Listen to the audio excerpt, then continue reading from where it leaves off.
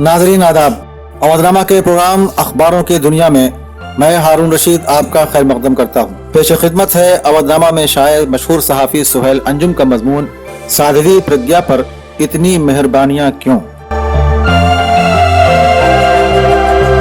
वो लिखते हैं कि जब पार्लिमानी इंतखाबात के दौरान भोपाल से बीजेपी की उम्मीदवार साध्वी प्रज्ञा सिंह ठाकुर ने शहीद हेमंत करकरे की शान में गुस्ताखी की थी और कहा था कि उनके शराब की वजह से उनकी मौत हुई, और फिर उन्होंने गांधी जी के कातिल नाथूराम गोडसे को देशभक्त करार दिया, तो अपनी एक इंतखाबी तकरीर में वजीर आजम नरेंद्र मोदी ने कहा था कि वो दिल से प्रज्ञा ठाकुर को माफ नहीं कर पाएंगे। इनके अलावा बीजेपी सदर अमित शाह ने भी साध्वी के बयान की मुखालिफत की थी और कहा था कि उनके खिलाफ पार्टी तादीबी कार्रवाई करेगी। अब जाकर मालूम हुआ कि वजीर आजम के नजदीक दिल से मुआफ न करने और अमित शाह के नजदीक तादीबी कार्रवाई करने का क्या मतलब होता है। वजीर आजम अगर किसी को दिल से मुआफ न कर सकें और अमित शाह किसी के खिलाफ तादीबी कार्रवाई करें तो उसे किसी एजाज के लायक समझा जाता है।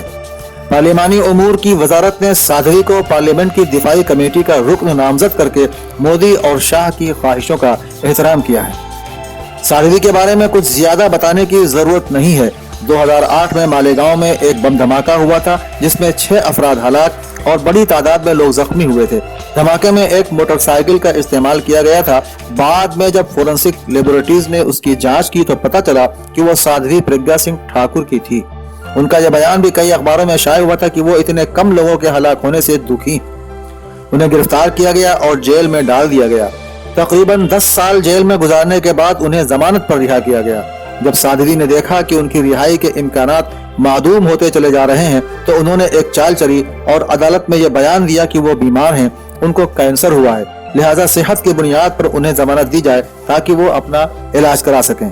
अदालत ने उन्हें जमानत दे दी। बाद में मालूम हुआ कि उन्हें कैंसर नहीं था। उन्होंने दरोगोई से काम लिया, लेकिन उन्होंने अपनी दरोग बयानी को इस दावे के साथ सिद्क बयानी में बदलने की कोशिश की कि उन्होंने गाय के गोबर और पेशाब से अपने कैंसर का इलाज कर लिया है।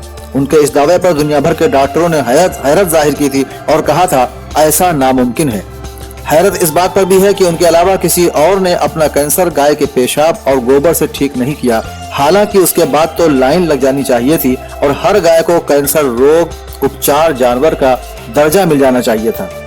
बहरहाल वो रिहा हुई और बीजेपी ने अपने हिंदुत्व एजेंडे को आगे बढ़ाने के लिए उन्हें भोपाल से कांग्रेस के सीनियर लीडर दिग्विजय सिंह के मुकाबले में अपना उम्मीदवार बना लिया। इस पर जबरदस्त हंगामा भी हुआ, लेकिन बीजेपी अपने फैसले पर कायम रही और साध्वी हिंदुत्ववादी लहर पर सवार होकर पार्लियामेंट में पहुंच गई। फिर तो उनके मुतनाज़िया बयानात का एक लामुतनाही सिलसिला शुरू हो गया। लेकिन हैरत है कि एक झूठ के सहारे जमानत हासिल करने वाली दहशतगर्दी की एक मुलजिमा से अदालत ये क्यों नहीं पूछ रही है कि तुम तो अब ठीक हो गई हो, तुम्हारी जमानत क्यों ना कल अदम करार दी जाए।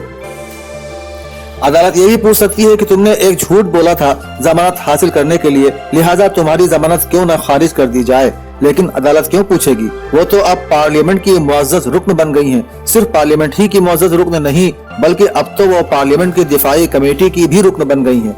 ये दिफाई कमेटी वजारत दिफा से मुताल्लिक है।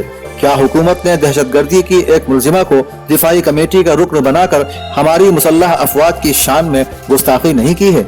इस नौयत के कई सवालात मंजर आम पर आ चुके हैं। हुकूमत के इस फैसले पर मुतवातिर सवालात उठाए जा रहे हैं। सुहेल अंजुम लिखते हैं कि हालांकि मेंबरान पार्लियामेंट का किसी कमेटी में शामिल होना एक आम बात है, मुंतखब मेंबरान को किसी न किसी कमेटी में शामिल किया जाता है, लेकिन ये तो देखना चाहिए था कि साध्वी प्रज्ञा पर से दहशतगर्दी का केस खत्म नहीं हुआ है। ये अलग बात है कि वो जमानत पर बाहर हैं, लेकिन अदालत चाहे तो उन्हें फिर से जेल में डाल सकती है। चलिए, उन्हें किसी कमेटी में शामिल ही करना था तो किसी और कमेटी में शामिल कर देते। क्या जरूरी था कि वजारत दफा से मुताल्लिक कमेटी में शामिल किया जाए। फिर हुकूमत इससे क्या पैगाम देना चाहती है। क्या वो ये बताना चाहती है कि साध्वी को गलत फंसाया गया था जैसा कि उनका दावा है। क्या इस कदम से अदालती कार्रवाई को मुतासिर करने की कोशिश की जा रही है। क्या इसका मज़कूरा फैसले पर कोई असर नहीं पड़ेगा। मुतअद्दिद सवालात हैं, मगर किसी भी सवाल का कोई जवाब कहीं से नहीं मिल रहा है। दरअसल ये कदम भी उसी हिकमत अमली का हिस्सा है जिसके तहत उन्हें पहले उम्मीदवार बनाया गया और फिर कामयाब करवाया गया। اس کا مقصد ہندوتوادی سیاست کو فروغ دینا ہے۔ اس کے ساتھ ہی یہ بتانا ہے کہ RSS اور BJP اور بجرنگ دل اور ان جیسی سنگھ پریوار سے وابستہ تنظیمیں بہت پاک صاف ہیں، ان سے کوئی غلط کام کبھی ہو ہی نہیں سکتا۔ یہ تو سابقہ کانگریسی حکومت تھی جس نے ان کے لوگوں کو پھنسایا، خواہ وہ سوامی اسیمانند ہوں یا سادھوی پرگیا۔ اس قدم کے تحت حکومت اپنی ہندوتوادی سیاست کو اور مستحکم کرنا چاہتی ہے۔ اس کی بنیاد پر عوام کو مذہبی اور فرقہ وارانہ خطوط پر مزید تقسیم کرنا چاہتی ہے۔